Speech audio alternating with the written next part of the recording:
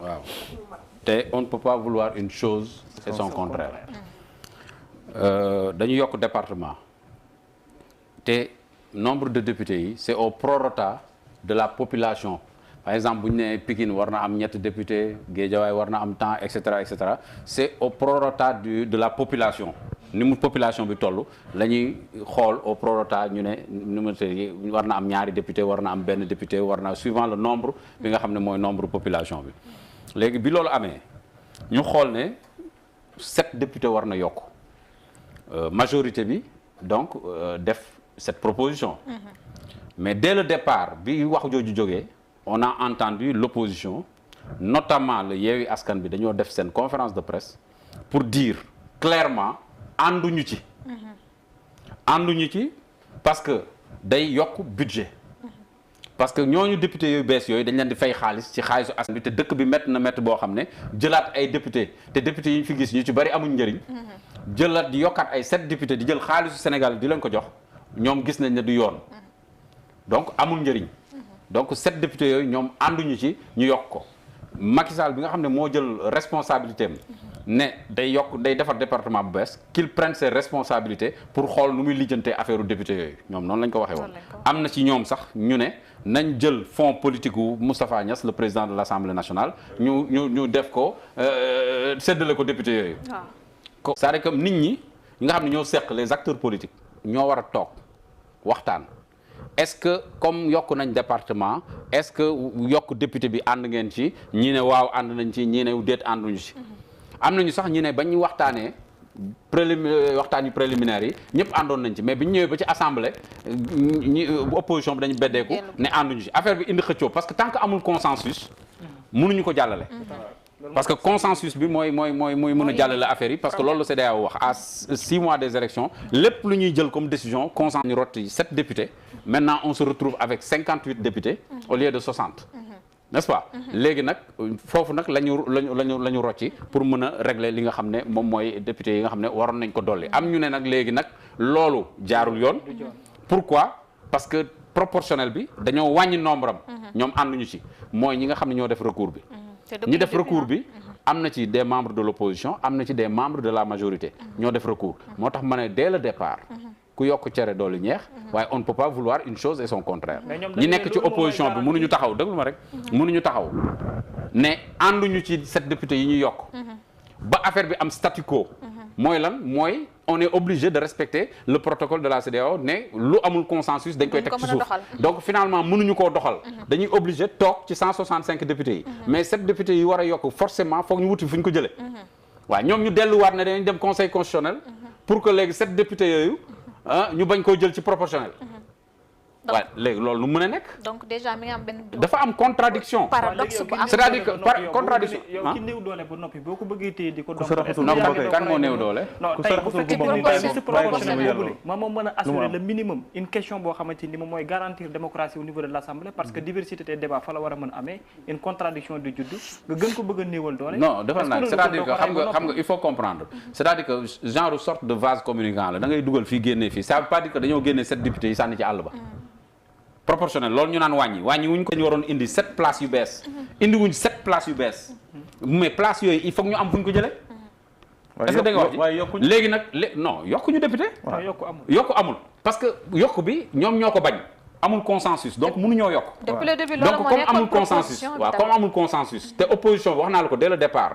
dañu def seen conférence de presse ñoom ne ànduñu ci parce que day yokk xaalis est-ce que comprendre nga comme ñoom ànduñu ci donc bëgguñu ñu yokk nombre de députés yi léegi bu ñu yokkul nombre de députés yi parce que consensus amul ci waxtaan amu ci mënuñu yokk nombre de députés parce que majorité bi mënut a taxaw président Macky Sall mënul taxaw ne par force dama koy yokk parce que à 6 mois des élections mënoo laal dara te amul waxtaan loolu mooy loi bi léegi nag comme mënoo ko def mais boo mënul def loolu da ngay mën a def leneen parce que forcément 7 députés il faut 7 députés dugg est-ce que comprendre nga 7 députés yooyu bu ñuy dugg mais il faut que ñu am fu ñu ko jëlee man nag bu ñu ma laajoon sama xalaat. et c'est ça qui est intéressant peut-être. est-ce que c'était l'unique choix waaw non moom laa lay wax. bu doon man sama xalaat. diaspora gee ak seen 15 députés yu ñàkk njëriñ yi. fa lañ koy rocc.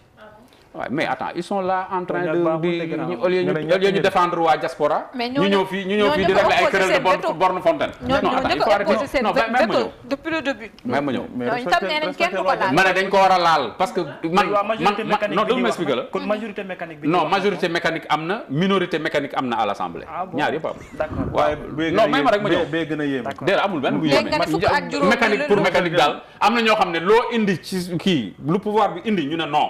d'accord am na ñoo xam ne lu pouvoir bi indi ñu ne oui. léegi 15 ñaari mécanique la. 15 députés yi nga ne il ñaari fallait mécanique que la ñu kii rek ko fa. waaw machine yuy dox waaye bu ci gën a dañ leen di may ceen. bu ci gën a yéeme. waaye ma ne waxuma lu yéeme ak lu yéeme dañ leen di may ceen waaw ñoom déet. ñëpp. ma ne déglu ma rek mbañoon man bu yaa ma qualifié loolu yéeme li ma doon wax moo intéressant bàyyi député yoo xam te ni bàyyi Macky ma Sall wax ñu fi fi ñuy teg gobbee 15 députés ñun Macky Sall ñu fi teg ay député Macky Sall lañu. mais opposition bi dañ naan député opposition au la moins lañ naan député askan wi lañu. waaw voilà yow sa question neex na parce que ça rejoint li ma bëgg a wax moo ko si njàmbaas moo dama tontu la ci rek. waaw léegi yow li nga wax waaw li nga wax waaw da nga ne député Macky Sall lañu waaw. mais opposition bi aussi député Askan wi opposition bi leen askan wi lañu. ah mais Député askan wi tu lañu. sors de quel bois toi waa yeggali sa solution. député askan wi ndax lépp lu ñu fay défendre souvent la plupart du temps c'est des lois yu nga xam te ni ça intéresse la population sénégalaise et la plupart du temps ñële lépp lu arrange le pouvoir moom la ñu def. ils ont mais le loolu la bon ñu def. non defal naa lépp lu arrange pouvoir duñ sa xool loi bi nga la demee. si ça arrange le président Macky Sall il vote.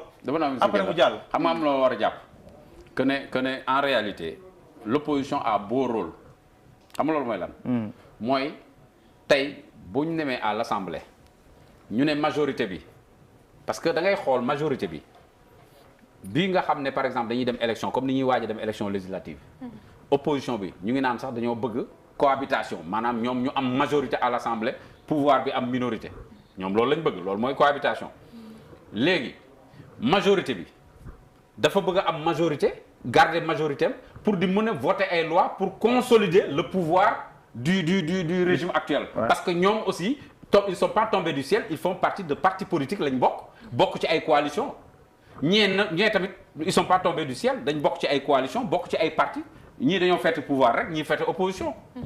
Maintenant nag boo ñëwee à l'Assemblée tu es un député de l'Assemblée nationale. Tu es un député du peuple. Tu n'es pas un député d'un parti. Maintenant nag dans l'application c'est difficile.